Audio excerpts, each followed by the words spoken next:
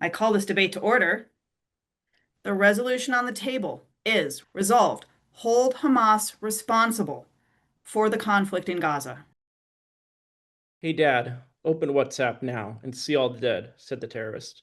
Look how many I killed with my own hands. Your son killed Jews. This inside Mafalsam, Dad. Dad, I'm speaking to you now from a Jewish woman's phone. I killed her and I killed her husband with my own hands. I killed 10, Dad, 10 with my own hands. Hamas believes in death. Their operating procedure is death. And this is what Israel is up against. It doesn't mean that everything Israel has ever done is perfect. It doesn't mean that every action they have taken in this war has been perfect. War is a horrible thing, but this is what they are up against, and this is why Hamas is accountable and responsible for the war in Gaza. I am a young American Jew who grew up with family members going on birthright trips to Israel, hushed conversations about Bibi, and responses of, "It's too complicated, you wouldn't understand," every time I asked what was going on in Israel.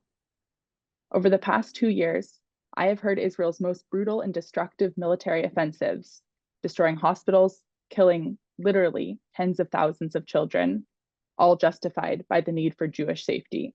This myth that safety requires supremacy is the same story that oppressors always tell themselves. Does Israeli government treatment of Palestinians justify deliberately targeting civilians? What I would say in response is that when cycles of violence and dehumanization are created, those cycles inevitably come back onto the oppressor.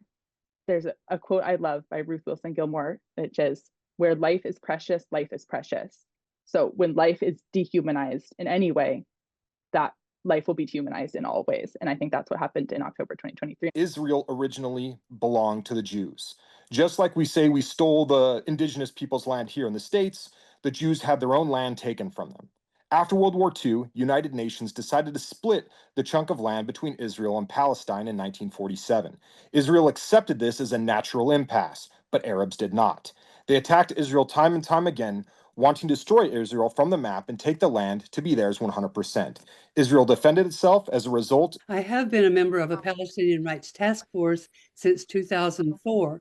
I've heard a number of speakers, both from Palestine and from Israel itself, who have elucidated the conditions, the living conditions that Palestinians must endure. Since 1948, the state of Israel has oppressed Palestinians, have not lived up to the agreements that they made, and they have stolen the land. I'm curious how the speaker would define Zionism. I would say that it is the desire to have a homeland for Jewish people, which is completely reasonable, but to say that all of that land should belong to Jews and not consider Palestinians is part of the Zionist propaganda that started back in the 1920s. I would like to ask the speaker if he thinks it's a fair comparison to equate Hamas with Nazis in terms of the depravity of their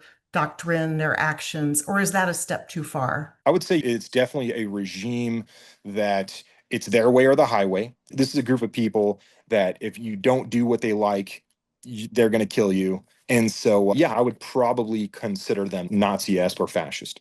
You see the actual extreme rapid rise of a vile thread of Israeli society that wants to kill Arabs and dominate and destroy Palestinians. That does not seem like a partner for peace to me. The conflict in Britain and Northern Ireland gives us a different alternative, which instead of destroy your opposition and bomb them out until civilian and soldier alike, it looks like work with a real plan that could get people to peace, where in exchange for putting down weapons, you get a voice in the politics to come.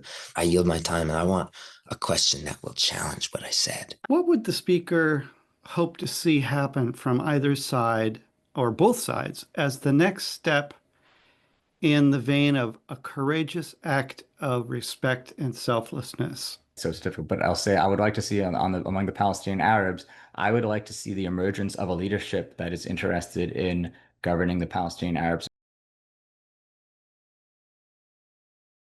Thank you to you all for participating in this and for being so cordial. I've watched debates on this topic almost nonstop for 2 years. They get ugly, accusations of anti-Semitism and Islamophobia fly everywhere. I'm just happy to see that there is none of that.